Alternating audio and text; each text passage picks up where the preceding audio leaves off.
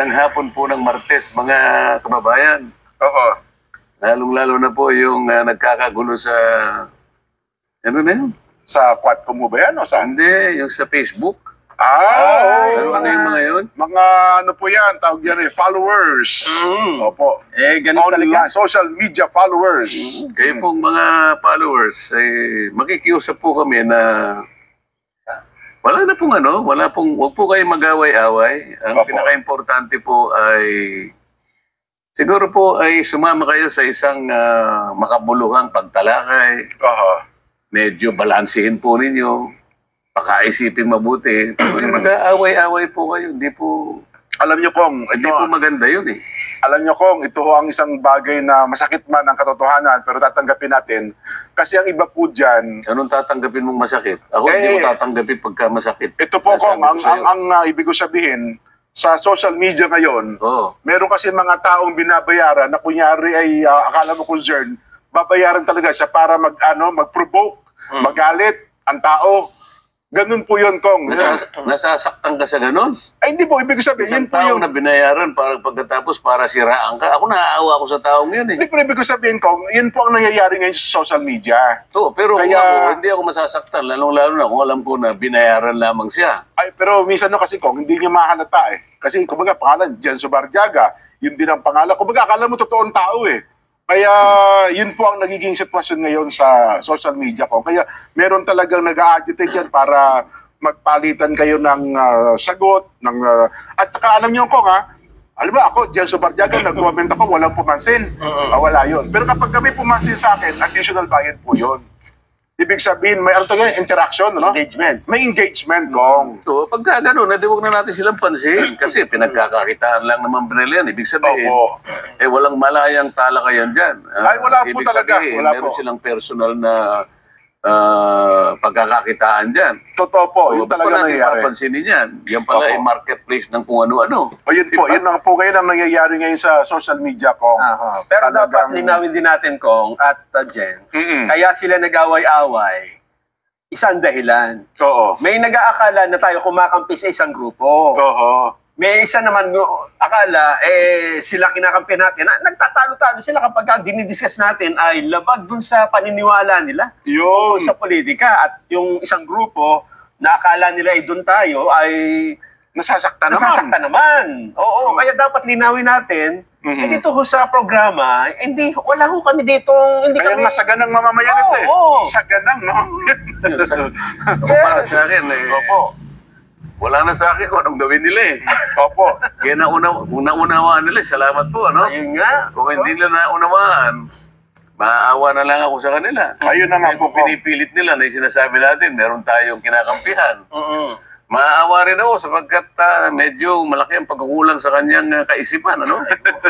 Dahil ang isang pangkaraniwang tao na naghahanap ng katwiran, pagka napakinggan niya at pwede naman siyang mag-isip, Opo. yung kakayahan niya na isipin kung tama yun o hindi, yun lamang ang refleksyon ng pagiging tunay na tao niya din. Ayun na nga. Opo. Pero kung halimbawa nalalaman niya, pero pinipilit niyang ipikit ang mata niya kasama na yung tenga niya dahil lamang sa sariling pakinabang, nakakaawa yung tao na yun eh. Huwag na natin pansinin yung mga yun, Jen. Kaya nga po ako, Kong, ako'y gusto ko nang gayahin kayo, bentahang-bentaha. Wala kayong social media eh, kaya hindi kayo affected ngayon. Dahil sa social media, ang siguro- daming affected, Kong. Siguro pinag-adya talaga ako. Ayun na nga, oo. Doon ako bigla na ingit ako kasi- sa inyo sa bagay na yan. wala naman akong kinalaman tungkol dyan. Basta naipasya ko lang. Opo. Hindi ko naman alam kung advantageous sa akin o hindi advantageous. Opo. Basta naisip ko na lang na kung hindi ko naman kabisado itong bagay na ito, mas mabuti pang wag na akong magkaroon nito. Ganun ako dyan eh. Opo. Palagi akong safe na, halimbawa kahit ano pang gawain nyo, kung hindi naman ako talaga sanay doon. Opo. Halimbawa sa ayawan, alam mo namang hindi ako marunong, ba't pa ako pupunta Ayun ron? na nga, oho. Di ba? Oho. Kung halimbawa kantahan, baka sakaling pumunta ako. Ayun, mapapalaban sila dyan. Baka maulit yung demandahan namin ni Engelbert Humphrey. Ayun na nga po. Sinasabi ko nila. Pero ko sabihin, siguro pinag-adya ako ng pagkakataon. Opo. Iniligtas ako doon sa mga walang kakwenta-kwentang bagay na darating sa buhay ko. wala naman darating sa akin, di ba? Totoo. Kundi puro siguro kasipayuan lang, kalungkutan, pagkainis, stress, at kung ano-ano pa.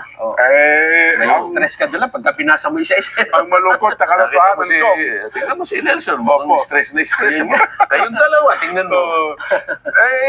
Alam nyo naman kung sa ating palatuntunan kasi kinakailangan din, meron talagang alam nyo rin ang sentimiento ng taong Naintindihan bayan. ko yun. Opo. Maski ako, gusto ko rin nagpagsabayan tayo sa palengke ng mga ideya, Oho. sa palengke ng issues, at mga pinag-uusapang bagay-bagay. Maganda yung ganun eh. Oho. Kasi pagka nandun tayo sa palengke, lahat ng tao, ini-entertain natin, lahat ng issue binubuksan, walang kikilingan, abay madaling timbangin eh. Opo. Nakita mo sa palengke, maraming timbangan din. Ay, opo. May timbangan ng bayan. Kapag ka walang timbangan, sinasabi ko sa iyo, yun ang pagmumulan ng mga panggagancho. Pagtatalo-talo, opo. Di ba? Meron nga dyan. Pandaraya, lahat. May pelikula, tinimbang ka, ngunit kulang. Wala pa ako nun dyan. Akala Di ba? ko nasa balcony kayo noong time yun. Iba pa bayad sa balcony? Di ba? Mas mahal pa ang balcony nun eh. Hindi, tinimbang ka, ngunit kulang. Opo. Merong katapat yun eh, di ba? Aha. Yung akala mo, tubog sa ginto. Yan, yan ang mga gusto. Hilda Coronel ata yun. Hindi ba? Hindi, si Kwan yun eh. Si... Anong pangalan ng child star na kasabay ko? Ninyo Mulak. Ninyo Mula. Ay, nako. Pero teka lang kong ha. Hindi, kaya siguro baka magulat yung iba. Kaya pansamantala ho ay dinisable muna namin yung comments sa social Yung media. comment section. Papalamigin lang muna natin. Oho. Kasi Teka muna, wala tayong comment sa social media ngayon. Meron po tayo mga viewers pero disabled muna ang comment. Kasi, Ibig sabihin, hindi tayo makukuha sa Facebook. meron po, nakalive tayo sa Facebook tsaka sa YouTube. Hindi na sila pwedeng... Kasi Mas gusto ko kung alam ba, kasi nga yung mga vloggers, kinukuha tayo dyan eh. Ayaw po, tuloy po yun. Halimbawa, yung buong discussion natin, 1.5 hours, makikita ko yung sarili ko dyan, discussion natin. Opo. Kinompartmentalize eh. Ayaw po. Ang hindi ko malaman kung paano tayo makakasingil sa mga vloggers. Wala na po. Kasi pag tinignan ko, tingnan mo na ako, paano napunta rito? Ngayon, yung sinasabi ko, ang gagawin niya lang naman, pakinggan po natin ito eh. Gagawa siya ng sarili niyang drama doon eh. Ha? Tingnan mo itong binalatan at kanalupan ni ganito.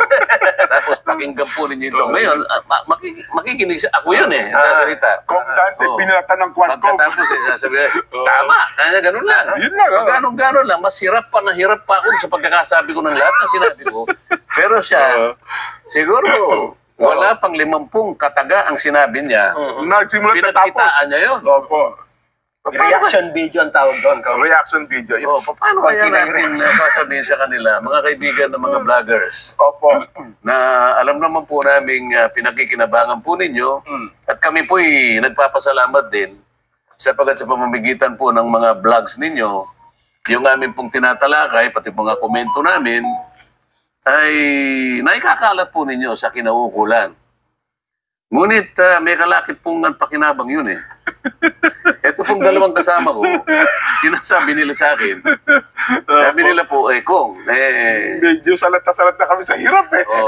Narinig naman po ninyo, hindi po nagagaling sa akin yan. Sapagat ang mga ito po yung mga... Ikaus na kami, Kong. Sila po yung tapat talaga eh. Oo. Kung kinakailangan pong ihayag dito sa publiko, sinasabi po nila, ganyan po kami katapat sa inyo eh. Wala kaming itatago sa inyo. Hindi kagaya ng mga kasama ko po sa Quadcom. Nako! Relo pa lang, Kong. Relo pa lang ng mga taga-miyembro ng Quadcom. Tapos yung mga, pero ngayon, Kong, medyo nagbago na rin sila. Hindi na po pang... Ayaw mo pang pag-usapan yung mga ugali na nakita natin na lumitaw. Opo. Maganda yan, Kong, Sapagat naging matagal yung parang series ito eh. Oho. Ang pagdinig ng Quadcom parang telenovela. Ay, pero teka lang, Kong, bago natin tuloy yan, yung punto na yan, ang dami hong nagko-comment sa atin itong mga nakalipas na araw doon sa nabanggit ninyo na may chance daw pa talaga, Jen Nelson, may chance pa talaga at posible pa talagang mangyaring maimbitahan niyo sa ganang mamamayan ang dating Pangulong Rodrigo Duterte. Tatanungin ni Kong Dante Marcoleta. Eh sabi ko, pag dumating ko si Kong sa ating palatuntunan, Pagka nandito yun, siguradong papayag din. Ayun, oo. Kasi meron siyang sinabi sa akin, naalala ko yun. Opo. Halos 2 beses niya sinabi. Aba, oo. Kung sakasakali kanyang meron akong may tutulong sa'yo, Okay. kahit ano, Mm-mm. basta kaya ko, Opo. ay pasabihan mo lang ako. Aba, oo. Sa quad ko may 14 na oras siyang upo doon eh. Opo, oo. Tayo naman isang Oras kalahati isang lang. oras siguro kahit 30 minutes lang naman. Ay, naku, hindi na- napakalaking bagay po Sabihin yan. natin, Mr. President, kami naman po ay hindi po kagaya ng Quadcom Mm. na mapagsamantala. Ano?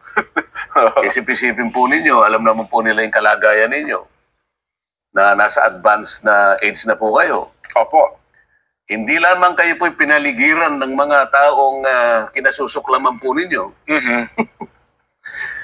Abay, ihila ng pahinga, Mr. President. Kami po hindi namin gagawin sa inyo. Ayun, oo. Sapagkat ang kaibahan po namin, kami po'y considerate. Oo. Ano? Itagalog mo nga yung considerate. Anong tawag doon? Ikaw naman ay considerate lang eh. Yan, itagalog mo yung considerate. Mapag-considera. Di ba? Sa mas parang maalalahanin, parang ganun. Hindi, Hindi malalahanin. ba? Kasi Yung considerate, yung palagi mong inaalala yung kapakanan ng tao. nung kapwa mo, di ba? Parang ganun. Oo. Basta yun, okay? Opo. Ngayon, dahil nga po sa gusto naming palabasin, ang kaibahan kung paano po tayo magdala, di ba, ng kapwa-tao, pakikisama.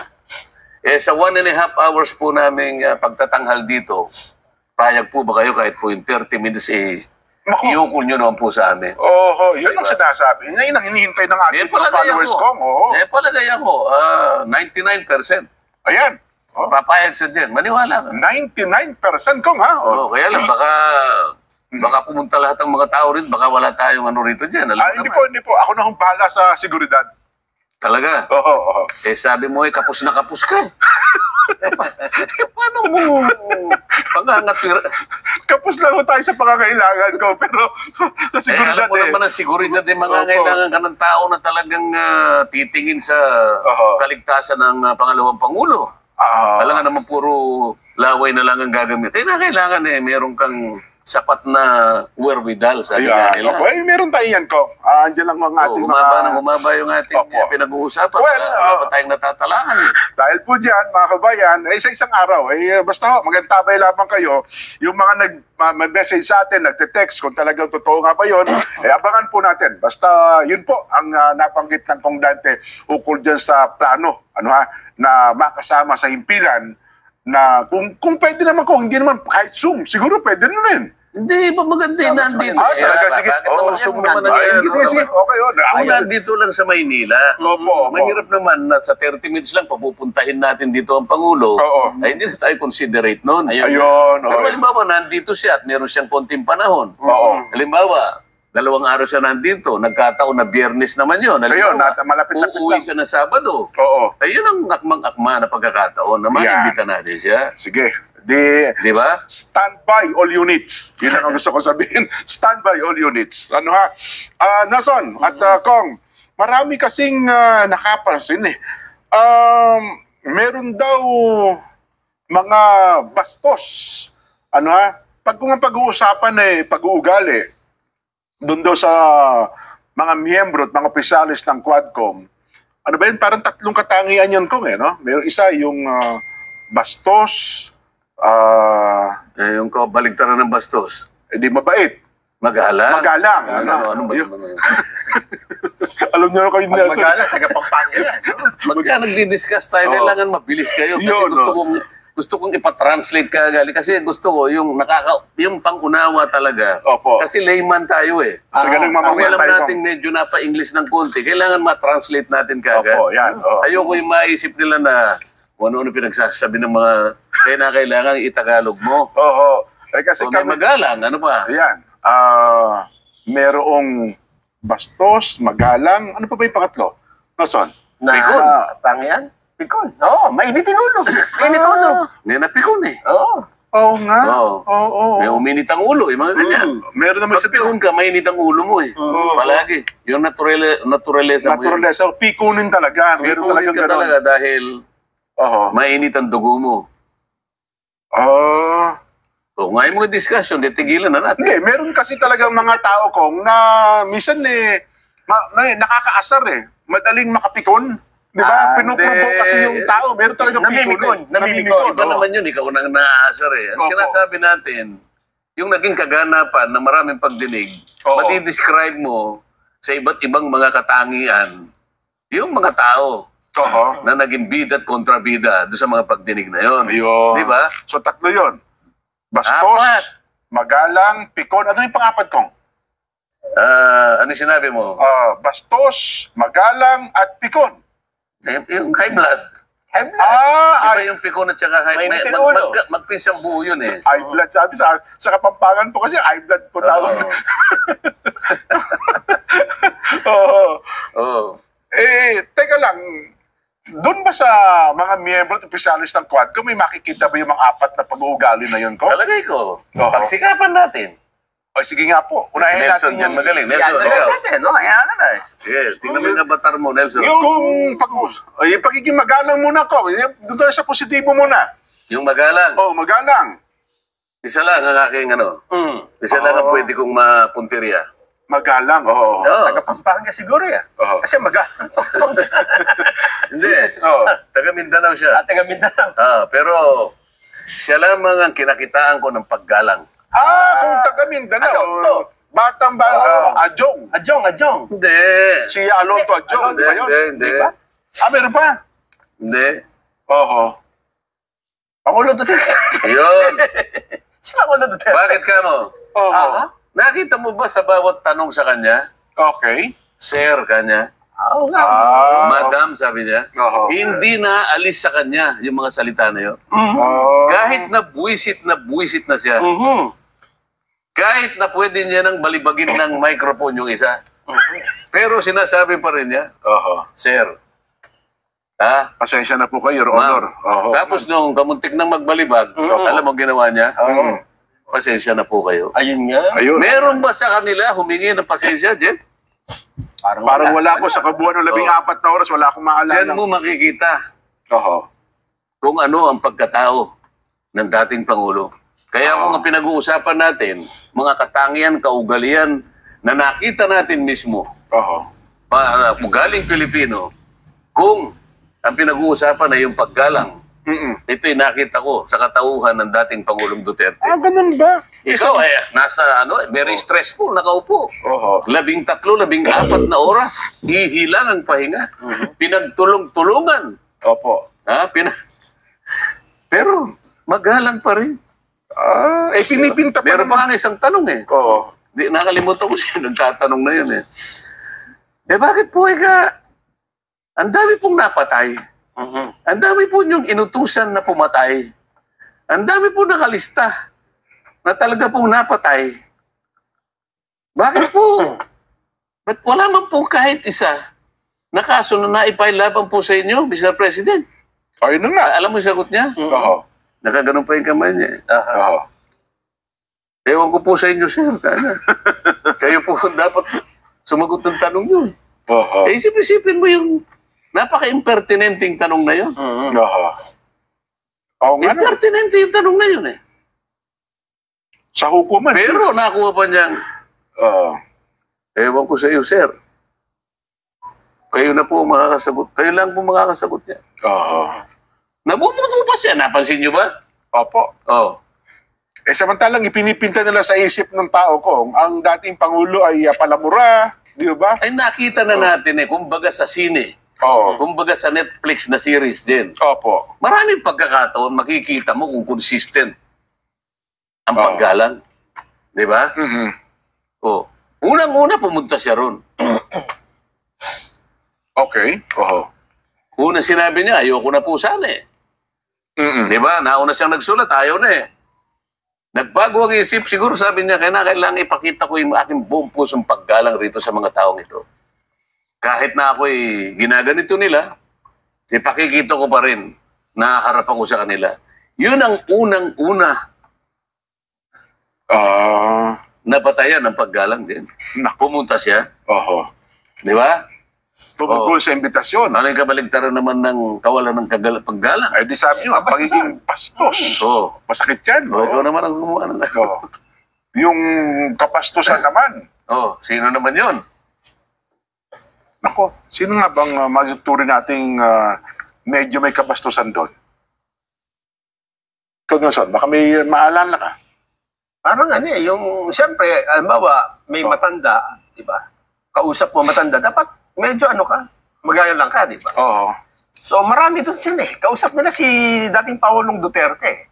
Pero, hindi dapat, di ba? Bilang una, dating Pangulo, at meron ding katandaan siya, dapat magalang mong kakausapin. Sino nga? Ang nakita kong isa doon na hindi gumalang sa matanda at sa dating Pangulo, si dating Senador Antonio Trillanes. Sa halip na inasarpe, pinurubog pa nga dating Pangulo.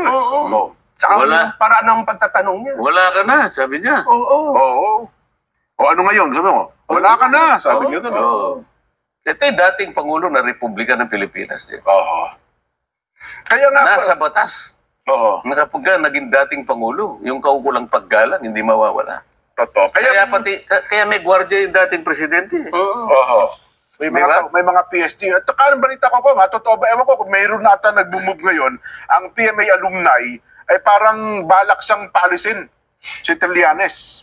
Meron nata silang grupo, yung mga general, na mga nagsipagtapos ng PMA, parang gusto siyang i-expel sa Philippine Military Academy alumni. Bahala sila dyan. Hindi natin alam kung tutuloy nila yan. Sana mangyari nga, Sana, hindi ko lang alam. Speaking of Trillanes pala, kung may singit ko lang totoo kaya itong nabalitaan natin. Di ba kasi pilit po na tumatanggi itong si dating Senador Sonny Trillanes na hindi siya nakikialam sa mga iniimbitahan dyan po sa Quadcom. Meron pong nakapagpadala sa atin ng impormasyon. Totoo ba ito na parang meron hong bahid na katotohanan, October 26, dyan po sa Midas Hotel, Kong. Ang Midas Hotel, pag-aari ni Congressman si Albigat. Saldico. Yun, tama. Saan pala na-ari niyan? Dating partner sila dyan nila Kong Albi. Ngayon ay... Partner niya dati si dating Senador Manny Pacquiao. Ganun mo ba? At saka yung aking classmate sa Harvard. Si Mayor Albi Benitez. Pero parang nagkahiwa-hiwalay na. Ang may-ari na lang si Saldi na ng tama. Congressman Saldico na siya yung ating chairman ng Appropriations Committee. May nakapagpadala sa atin ng impormasyon Pero teka muna, bago mo ituloy yan. Lagyan lang natin ng timeline para maintindihan natin mga babayan. Una, sinabi natin, nakita si Trillanes doon mismo sa Quadcom, di ba? Yung mga unang hearing, di ba? Mga chairman's office. Nakita ko yun doon sa program ninyo. Ayun na. Nasa Guam ako noon Ganun ho ba? Natatawa ko. Biglang tumapang itong mga bata ko. Ano kaya nakain ko? Ang una kong naisip, ano kaya ang nakain nila? Tama. Pagkatas, iniba ko yung sarili ko. Baka wala silang makain. Alin kaya sa dalawa? Pero yun nga, bibiruin ko sana kayo. Di ba nung pag-uwi ko, tinext kita kagad? Yes. Jen, bakit bigla kayong tumapang? Ganun pala kung pag wala nakain, nag-hallucinate. Nag-hallucinate ko. Kasi sabi nila sa atin noon, naku yan katang isip nyo lang yan. Hallucination nyo lang na si Trillanes na nakikialam dyan sa Quadcom. Kaya lang dito pumutok yun Yun na nga po ko. Anong naging batayan nyo? Yun nga, mabuti nga, nabuksan natin ito Ayun na nga. Kasi dun sa una po, hindi ka naman makakalagpas sa una, CCTV ng Congress. May mga tao makakakita sa'yo. Kahit idininayin niya noon yan. Paano nyo nakuha yung Ano nyo naman tayo CCTV? Meron kami may mga kaibigan tayo dyan sa talagang mga... may connection pala kayo. May intelligence tayo So, base sa CCTV, ano yung napatunayan doon?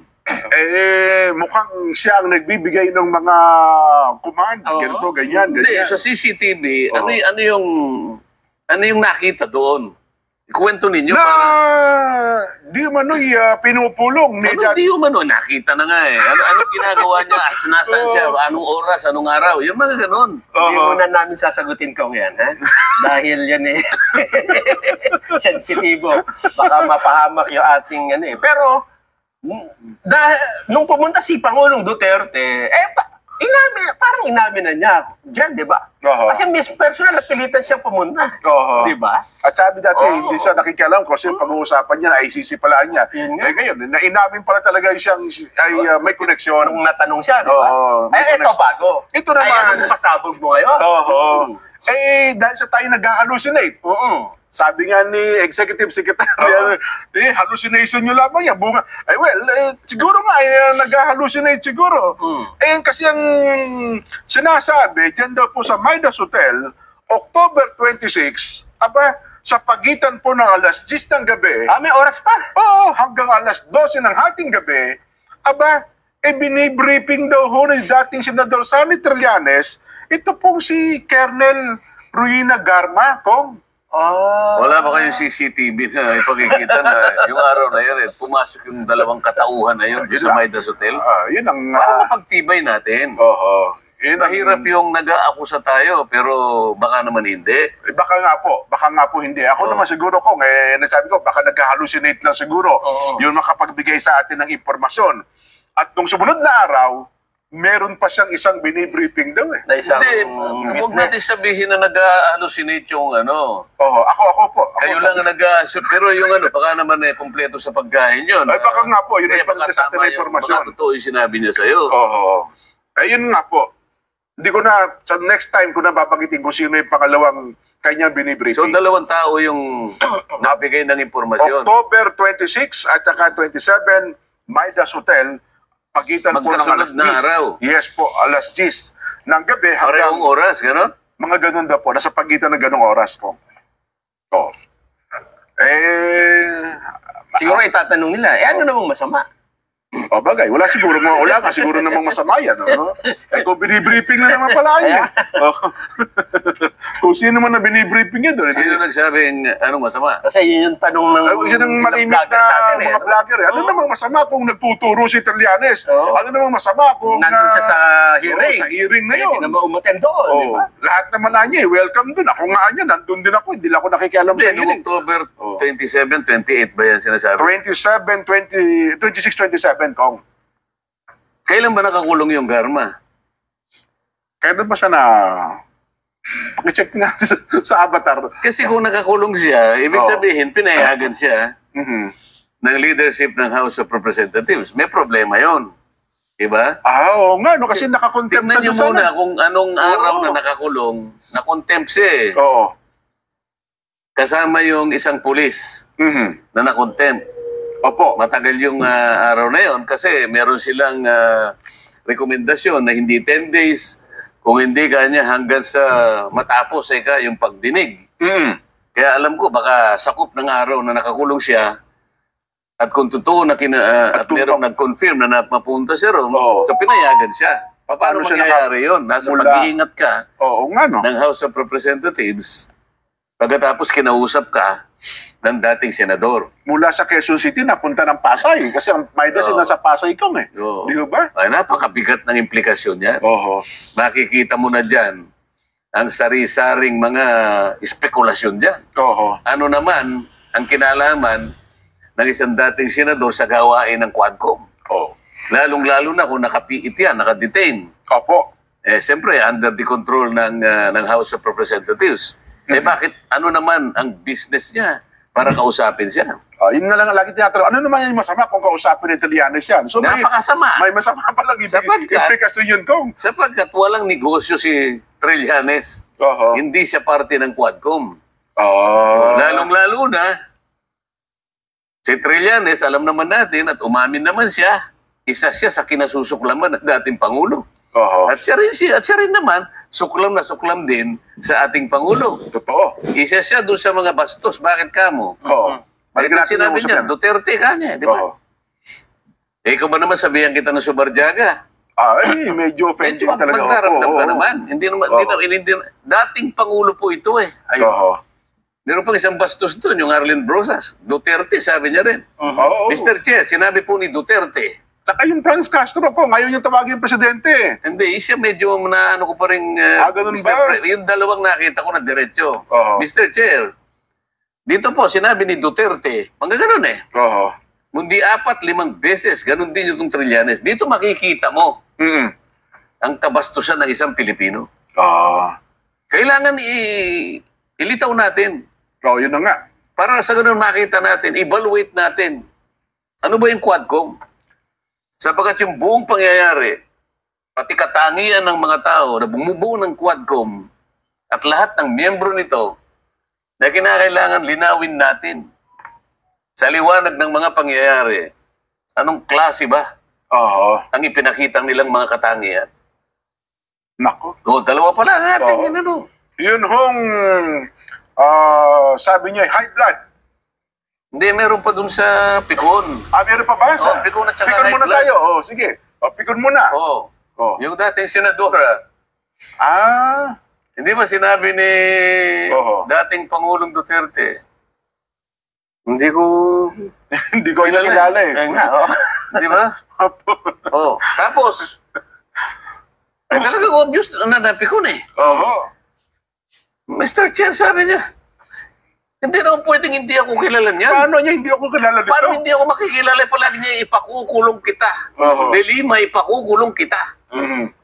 Maski po kanya si Executive Secretary Medjaldea, tanungin po niyan dyan. Kilala po nila ako eh. Naalala po ba nyo? Yung kauna-unahang sona ni Pangulong Duterte, sabi niya. Puminto pa po siya sa tapat ko at kinamayan po niya ako. Yun, Ibig sabihin po, talagang kilala niya ako.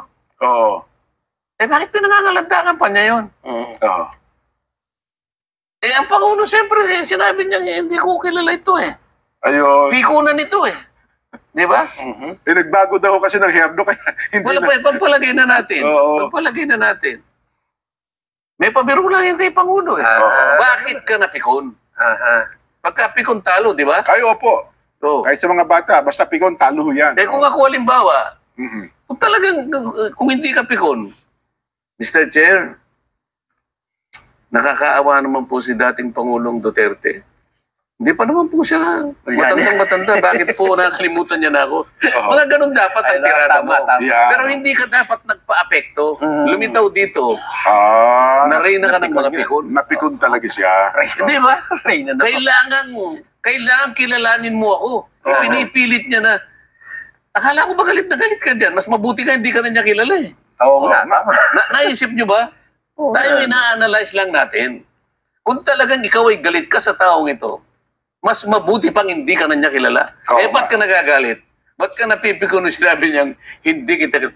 Gusto mo palang kilalanin ka man niya? Affected na no? Affected ka? Pag hindi ka pala niya kilala, medyo masakit palang loob mo kung hindi ka niya kikilalanin. Ibig sabihin, ang laki ng importansya mo. Pag-importansya mo sa dating Pangulo. Yun ang lumilitaw. Ang liwanag naman ito eh. Di ba tayo minsan? Meron tayong ina-analyze dito eh. Nakapagbitaw din ako ng ganun eh. Sino ba itong dalawang ito? Hindi ko masyadong kilala ito eh. Naalala nyo ba yun? Naalala nyo eh. Yung isa si Congressman Atrasado. Nung nagtanong kayo doon, Yung isa yung artista. Hindi ko kilala itong mga ito eh. Tapos sabi mo naman, kilala ko po sila. Naalala mo yun? Yes po. Nilista ko pa nga po pangalan ng mga yan eh. Sabi ko gano'n. Bakit ako nagbitaw ng ganung pananalita? Kasi kilala ko yung dalawa yung dati, nung hindi pa nag-Quadcom eh. Magalang yung dalawa, kaibigan ko yung dalawa na yun eh. Hindi nagtuturo ng ganun, hindi na, are you rebuking this committee? Hindi ganun yung kakilala ko. Magalang yun, mga kaibigan ko yun eh. Yung isa kapitbahay ko nga na eh. Paano ko ngayon sasabihin? Kaya nga sinabi ko, hindi ko sila kilala. Kasi pareho silang hindi sila abogado. Kasi malaki na pinagbago nila. Teka muna, hindi naman sino ba itong mga ito? Hindi na ito yung mga kakilala ko. Yun lang ibig ko sabihin niya. Yun nga. Okay? Sapagkat, sinasabi nga natin palagi, hindi po kayo abogado eh. Pero kung magtanong po kayo, kahit na po wala na sa hulog, ipinipilit ninyo eh. Kaya po sa panig po nung nakakaalam ng batas, nakakaawa po kayo eh. Opo. Ito yung punto natin, kaya ako nasabi. Kaya kanina, nung sinasabi dinidiscuss natin, ba't hindi niya ako kilala? Ba't ang sakit ang loob mo? Gusto mo bang kilalanin ka pa rito? Galit na galit ka rito. O ngayon, pansinin mo ngayon, anong klaseng katangian ang ipinakita nila sa buong Pilipinas? Ayun. Na atin, magalang, bastos, Pikon? High blood, yung isa. Pangapat, high blood. Mainitin ulo. Ayan. No. O yung high blood, kilala mo naman yun eh. Si Congressman Paduano yan. Kaibigan ko. Kaibigan natin yan. Walang tatalo. Oo. Walang tatalo. Pero alam mo ba yung 14 na oras ko, ina-expect ko na magtatanong siya, meron siyang line of question. Hindi pala siya nagtanong. Doon ako nasipahanyo eh. Kasi hinihintay ko yung mga linya ng itatanong ni Kong Karamps. Wala, puro lang pala sa order. Sabi, order. Nagpo-point of order na lang siya. Puro point of order. Ito yung problema natin. Opo. Pag nag-point of order ka, pangkaraniwan, dapat merong mga rules na nilabag mo. Okay. Kasi raw, sinabi niya, hindi rules ang sinasabi niya. So, pinipilit niya yun. Hanggang doon lamang ang kaya niyang gawin. Pinipilit niya na merong nilabag. Sapagkat napatunayan na ganito, bakit iniiba mo? Wala sa hulog talaga yung mga ganun eh. Kasi pagka point of order ko, tatawagin agad siya kasi uunahin siya, di ba? Priority yung point of order. Pag nag-point of order ka, ang sasabihin ng chairman, what rule has been what is your point of order? What is the point of order? Kasi it presupposes the violation of the rule. Tama. Ano yun? Wala nang pangkaraniwan. Wala silang sinasabi na rule na na-violate. Kamukha nung sinasabi ni Congressman Abante. Pinag-aralan niya si Pangulo. Pangulo, kanya, kami po yung nakikiusap, huwag po kayong gagamit ng mga bastos na pananalita na ganito, na bulgar na ganito, ganyan-ganyan. Sapagkat po, hindi namin papayagan yan. Magpo-point of order po ako. Anong basis ng point of order? Halimbawa, di ba, yung Pangulong Duterte, palagi niyang ginagamit yung PI. Alam na natin yun. Huwag na natin PI, sabi niya. Para sa kanya, bulgar yun. Paano kung halimbawa, nandun ako, wala lang na gano'n eh. Nasa dalawang pagdidesisyon ng Korte Suprema, yung PI, hindi isang bulgar na, isang pangkaraniwang remark na ginagamit. Kasi may nagdemanda eh. Ano naging issue ba sa Korte yan? Nag-issue sa Korte. Dinimanda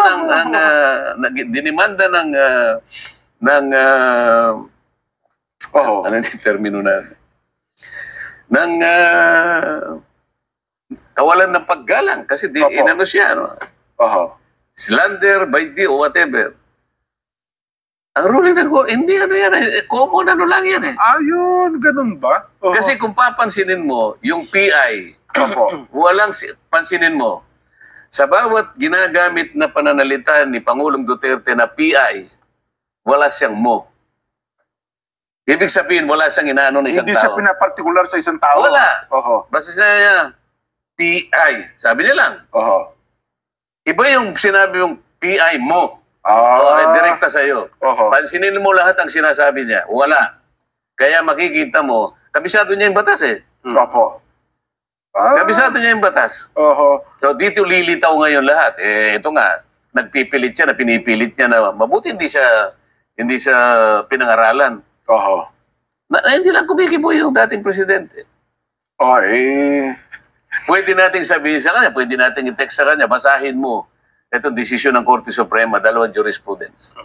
Yung PI ay isang pangkaraniwang ekspresyon na ginagamit. Hindi bulgar. Ayun pala, no? Kaya pala sa Senado, hindi siya pinigil kasi sabi niya, parang sabi ang ruling... Una, wala siyang sinabing mo. Di ba? Statement I-analyze mo lahat ng mga pinagsasabi niya. Wala of yung facts daw po yun sabi niya. Kumbaga, yun ang nasabi niya that time, actual, nung nababanggit niya salita na yun. Ayun. Tapos na ba tayo? Hindi meron pa. Uuwi na ako Martes pa lang nagkamali ako. Kala ko Biyernes So may meeting pa ako meron pa lang, so yun ang apat na katangian ko na dapat ay ma-analyze din ng Kaya ating mga natin kabayan. i-expose, tinutulungan natin ang ating mga mamamayan para makita nila, pati katangian na kanilang ipinakita, yung kanilang decorum, yung kanilang composure, dapat sa liwanag po. Sa liwanag ng mga pangyayari, salaminin po ninyo kung sino-sino sila. Oo nga, no? Makakatulong yun para mag-analyze ang ating mga kababayan. Merong galing-galingan pa ron, di ba? Ayun. Yung masyadong masalita. Sa English, tawagin yun, smart alec. Smart alec. At Tagalog mo smart alec. Galing-galingan. Hindi ko alam kung ano Alam naman ako, konti lang alam ko sa Tagalog din. Kapampangan ako Sa kapampangan, ano bang tawag doon? Smart alec. Tagalog mo nga. Ngayon ko lang narinig ko yan. Ayan, ang hirap naman sa inyo. Sinasabi ko sa'yo, maghanda kayo Smart alec. Yung masyado siyang mapaggamit ng... Tama naman yung mga salita. Kaya lang, halimbawa, pwede mo naman sabihin sa pamagitan ng isang salita lang. Gagamitin mo pa 5 hanggang 8 salita. Papalapok masyado mo pa naman nanalita. Yung mabulaklak na pananalita. Siguro smart alec, bulaklakin. Halimbawa. Pwede naman yun, Nelson? Pwede. Di ba? No. So, with all due respect, I wish to manifest, Mr. Chair, that on the basis, maganon, ano mga smart alec. Ayun. Meron namang, ayun nga, dahil hindi naman niya talaga, corroborate na ng corroborate. Wala namang word na corroborate. Affidavit ka niya. Wala namang affidavit. Ito yung kinakailangang ma-expose Pagkatapos ito, ang susuri, ito ang mag-iimbestiga sa dating Pangulo ng Republika ng Pilipinas. Salaminin mo ngayon. Kaya pala ang daming nagsasabi ngayon, Kong, at makalipas sa ilang mga araw, nag-a-analyze, mukhang napaglaruan talaga ng dating Pangulo Rodrigo Duterte. Meron pang utering, di ba? Ano yung utering? Atering dapat yun. Dahil nga sa kanilang Alam ko, dapat sana, kasi lalo na kung may kang banyaga, isip-isipin ulit-ulitin mo, utering, ganyan. So, medyo walang, siguro utter. O kung gagamitin mong intransitive linking verb, halimbawa, uttering. Pero sasabihin, utering. Parang huminate na naman. Kasi avoid na dito. Bawal umihi dito kaya. Ay, nako. Yung kawalan ng due process, yung palagi natin sinasabi. Yun nga. Baka sabihin nila due process na kayo ano ba ibig sabihin ng due process? Bakit kinakailangan itanghal natin yun, Nelson? Bakit nga po? Hearing lang naman yan. Hindi naman korte ko. Diba, hindi. Ang due process ay nasa sentro ng ating body of laws yan Kahit sa hearing ng Congress? Kahit saan. Wala yung legislation ko. Ba yun? Bakit hindi mo tingnan sa avatar mo? Maski na si Daniel Webster, meron siyang sinasabi kung ano yung due process. Daniel Webster, definition of due process. Webster. Due process. Tingnan mo. Definition. Talaga naman. Kasi ang alam natin pero sayang yung makina mo. Pero bago mo alamin yan, no, Son, meron tayo ng mga mahaligang pala. Baka hindi na nga kami kumikita kung mag-abono pa kami rito. Teka muna, wala pa tayong ano. Wala na daw. Wala muna tayong Vox Populi, Kong. Baka magalit ang mga Hindi po. followers. Mas sabi niya, mas gusto ko namin mag-discuss si Kong kaysa tayo ay mag-Vox Populi pa. Walang nakasulat dyan. Ito muna, maganda yun. Baka maputol eh. Sige, sige. Yes, Mabilis sinasabi ko sa inyo. mabilis tayo. Daniel Webster, a prominent American statesman and lawyer, defined due process as a law that hears before it condemns. Teka muna, bulitin mo. Hears the law that hears before it condemns. Tagalog, Jen. Hears. Here's.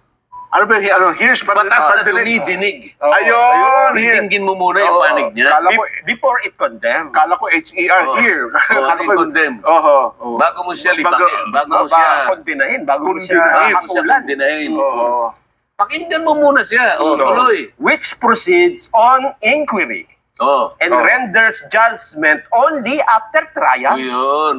Which proceeds on inquiry and renders judgment only after trial.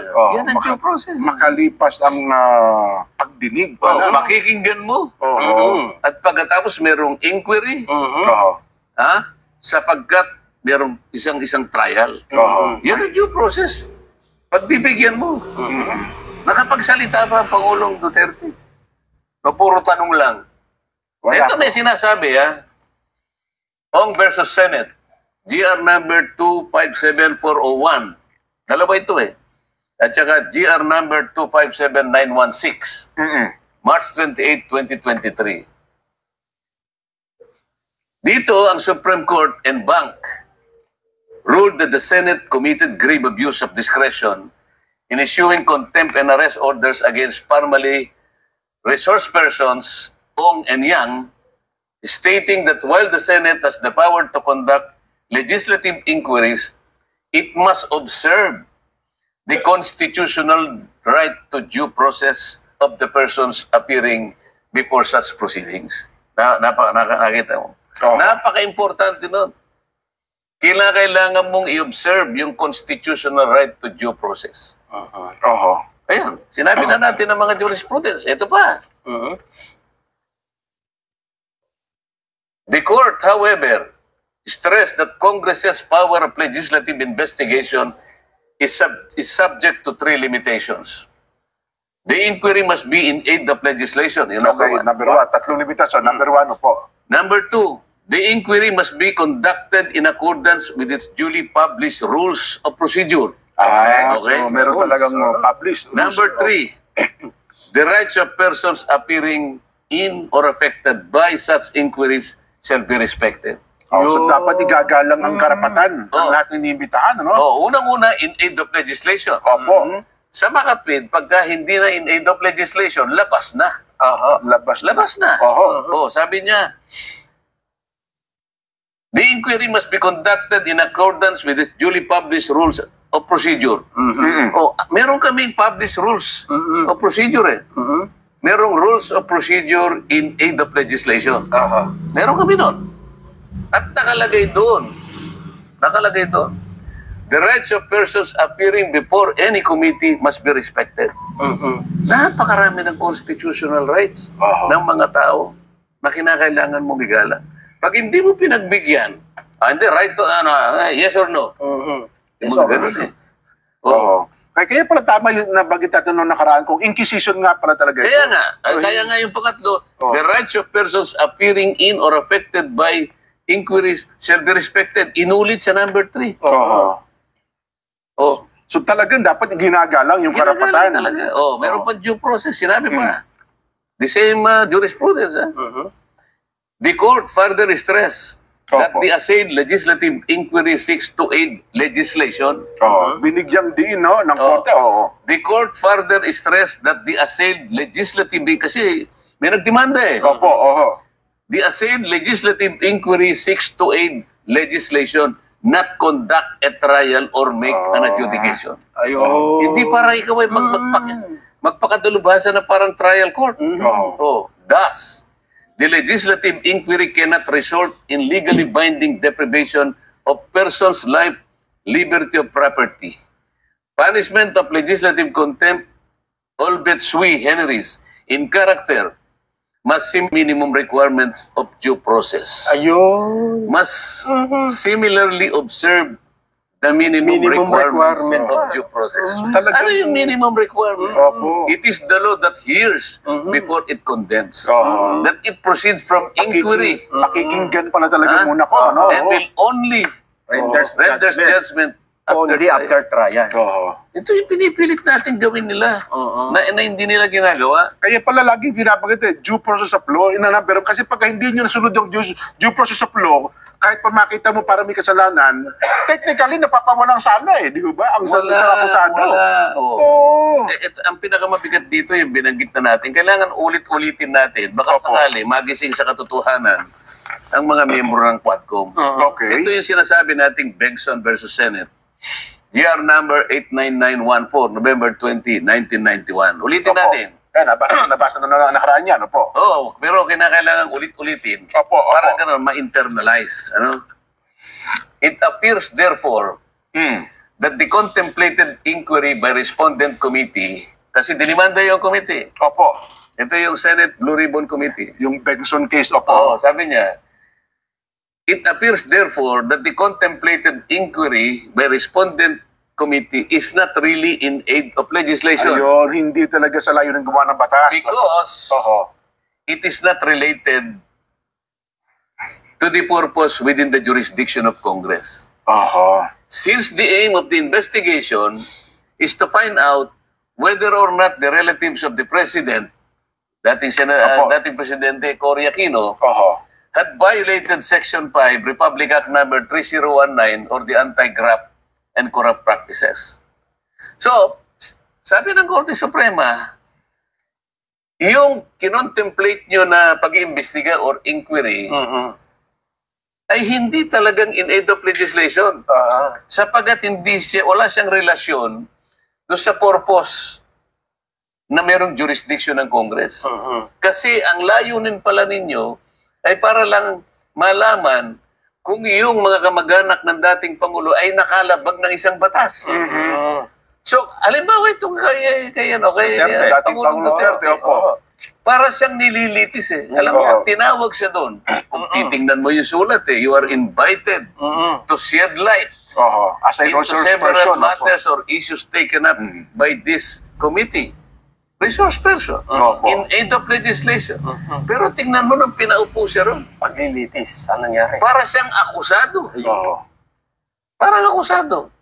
O ngayon, ang sinasabi ba ron ay in aid of legislation? Hindi Tinatanong siyang pilit kung ano at kung saan at nasaan ang mga kailangang mapatunayan ng ang daming mga nilabag na batas sa pamamagitan ng kanyang pagsusulong ng kanyang war on drugs. Sa mga ang sinusuri nila ay yung maaring kinasangkutan niya ng paglabag ng maraming batas, kung hindi man human rights pa, sang-ayon doon sa kanyang plataforma na usigin ang mga ang problema natin sa droga. Sa mga hindi in aid of legislation, kagaya rin ito. Ang main purpose nila ay pag-uusig, pagsisiyasat kung merong mga nalabag na batas. At kung sino-sino ang tinamaan ng batas na ito at kinakailangang managot ang dating Pangulong Duterte. So paglilitis po yun, hindi po in aid of legislation. Paglilitis sa korte. Kung dito sa Bengson, nabanggit ka agad, isang batas lang ang pinag-uusapan. Yung Republic Act 3019, Anti-Graft and Corrupt Practices. Ito, napakaraming ang ginagamit na nila yung crime against humanity lahat. At ang matindi pa kung pinapaamin Di ba pinapaamin sa krimen Pinipilit paaminin sang-ayon doon sa mga nakuha nilang mga pahayag kung kani-kaninong tao na hindi binalidate, na hindi inauthenticate. Nako. Hindi nga in aid of legislation. Paano sabi ng Bengson? Hindi mo dapat gawin yan. Hindi pala pwede yan. Hindi dapat gawin yan. Anyway, kung saglit lang, magbe-break tayo.